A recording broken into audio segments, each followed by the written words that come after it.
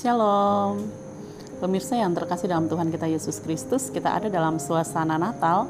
Oleh sebab itu, walaupun kita kembali mengenang satu peristiwa tentang kelahiran Yesus Kristus, tetapi kita juga perlu dibangunkan dan kita kembali untuk membaca dan merenungkan firman Tuhan, semakin kita mendalami tentang siapa sebenarnya Putra Allah yang tunggal yang telah datang untuk menebus akan dosa-dosa saya dan jemaat dalam menyelamatkan akan dunia ini.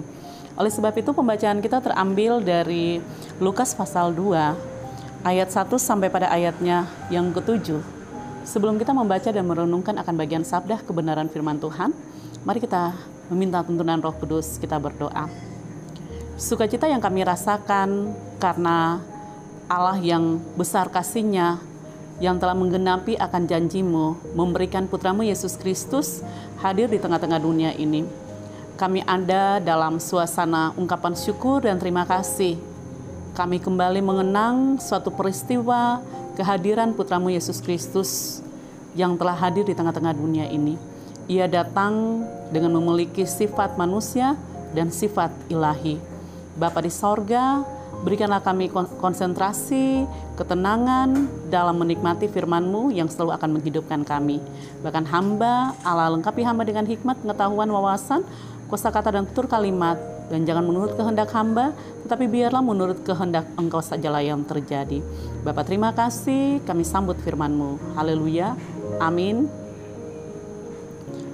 Pembacaan kita terambil dari Injil Lukas pasal 2, ayat 1 sampai pada ayatnya yang ke-7. Dengan perikop pembacaan, kelahiran Yesus. Pada waktu itu Kaisar Agustus mengeluarkan suatu perintah menyuruh mendaftarkan semua orang di seluruh dunia. Inilah pendaftaran yang pertama kali diadakan sewaktu Kirenius menjadi wali negeri di Syria. Maka pergilah semua orang mendaftarkan diri masing-masing di kotanya sendiri. Demikian juga Yusuf pergi dari kota Nazaret di Galilea ke Yudea, ke kota Daud yang bernama Betlehem, karena ia berasal dari keluarga dan keturunan Daud, supaya didaftarkan bersama-sama dengan Maria tunangannya yang sedang mengandung. Ketika mereka di situ, tibalah waktunya bagi Maria untuk bersalin, dan ia melahirkan seorang anak laki-laki, anaknya yang sulung, lalu dibungkusnya dengan lampin dan dibaringkannya di dalam palungan, karena tidak ada tempat bagi mereka di rumah penginapan. Demikian sabda kebenaran firman Tuhan. Dikatakan berbahagia bagi kita yang tetap penuh ketekunan dan kesetiaan, walau kita masih ada dalam suasana perayaan, menaikkan ungkapan rasa syukur dan terima kasih kita di hadapan Tuhan, tetapi kita tidak terlepas untuk tetap mau menikmati firman Tuhan yang akan membangunkan akan iman kita. Maka jangan dengan henti-hentinya putus asa, bahkan juga jangan kita memiliki waktu yang terbatas dengan Kristus, karena Dia adalah Sang Penyelamat, maka yang akan menyelamatkan saya dan jemaat. Kita diajak untuk berada dalam ketekunan dan kesetiaan, membaca dan merenungkan akan firman Tuhan ini siang dan malam. Pemirsa yang diberkati Tuhan, dari pembacaan kita, Injil Lukas pasal 2 ayat 1 sampai pada ayatnya yang ke-7 diberikan tema, adakah tempat baginya? Kalau kita melihat dari pembacaan ini, suatu surat perintah yang berasal dari Kaisar Agustus dalam menyuruh untuk mendaftar semua orang di seluruh dunia. Mengapa ia harus mengeluarkan perintah untuk mendaftar semua orang di seluruh dunia? Ada apa? Karena ada satu berita yang datang, yang mereka mendengar bahwa ada seorang raja yang akan datang untuk memimpin akan bangsa ini. Sehingga rasa tersaingi, bahkan timbulnya kemarahan dengan berita-berita yang telah mereka dengar yang dapat melawan kepemimpinan mereka. Sehingga perintah untuk mendaftar ini merupakan hal yang pertama kali diadakan sewaktu Kirenius menjadi wali negeri di Syria. Maka pergilah semua orang mendaftarkan diri masing-masing di kotanya sendiri. Tetapi Yusuf dan Maria yang Allah sendiri percayakan mereka sebagai orang tua jasmani, karena Yusuf dan Maria yang sedang bertunangan, tetapi Maria yang telah mengandung seorang putra Allah, Allah tidak membiarkan ia untuk berada di dalam situasi yang mencekam, yang membuat kehidupannya menjadi tidak nyaman, bahkan juga akan fatal di dalam perjalanan ketika ia berada dalam pendaftaran tersebut.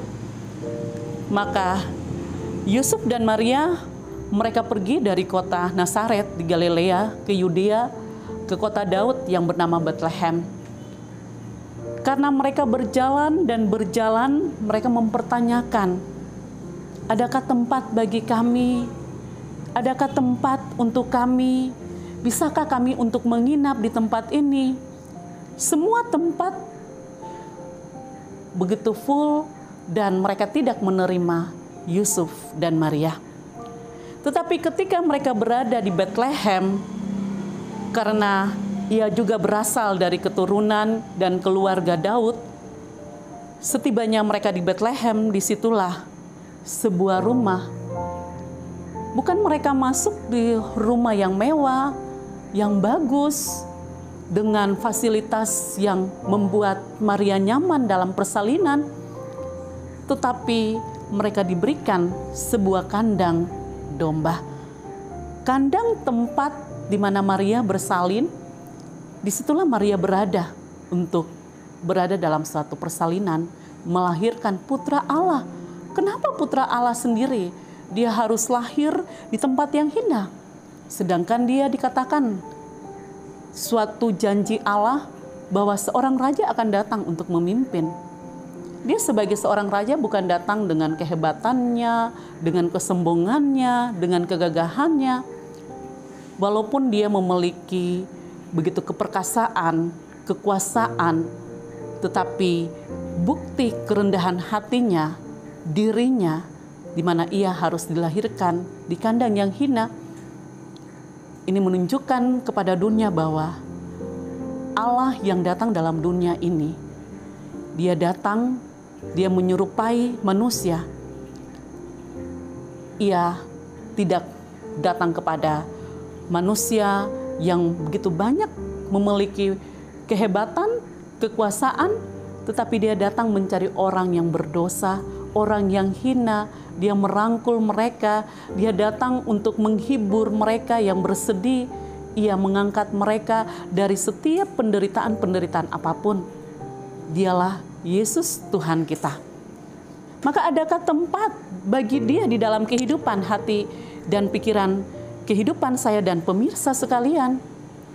Yesus bukan sekedar kita berbicara tentang Yesus, tapi apakah Yesus telah menghidupkan kita? Yesus telah masuk di dalam hati kita. Yesus telah memimpin hidup saya dan pemirsa sekalian. Kalau Yesus sudah memimpin kita, berarti suasana kita di dalam perayaan Natal yang kita katakan bahwa kita merayakan dan mensyukuri atas kelahiran putranya, Yesus Kristus, Tuhan yang hidup. Maka dia hidup, dia menghidupkan saya dan pemirsa. Maka berikanlah tempat dalam kepribadianmu, keluargamu, persekutuanmu, untuk dia masuk dan dia tinggal di dalam kehidupanmu. Jangan engkau mengeraskan hati untuk menolak dia. Jangan engkau mengatakan bahwa hati dan pikiran saya, kehidupan saya sudah dirasuki, sudah full karena ditempati oleh semua fasilitas yang dunia berikan dan tidak bisa lagi dia hadir dan masuk tinggal dalam kehidupan kita. Kalau hidup kita yang hanya cuma mau menerima dunia, tetapi tidak mau menerima Kristus, berarti kita akan memiliki kehidupan kebinasaan. Kita tidak akan memiliki kehidupan karena dia yang memberikan hidup dalam kehidupan saya dan pemirsa sekalian. Amin. Mari kita satu dalam doa, kita berdoa. Terima kasih Bapa dalam kerajaan sorga, Tuhan Yesus Kristus dan Roh Kudus.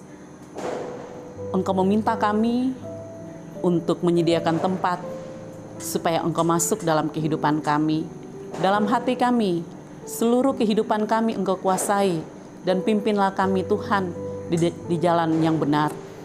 Berikanlah kami Tuhan untuk selalu meresponi akan firman-Mu yang menghidupkan kami. Jangan kami menyediakan tempat yang hina kembali kepada Engkau, tapi biarlah kami menyediakan tempat yang baik kepada Engkau Tuhan, supaya kami dipimpin dan hidup kami diberkati. Bapa, terima kasih, kami mengucap syukur kepada Engkau Allah yang hidup.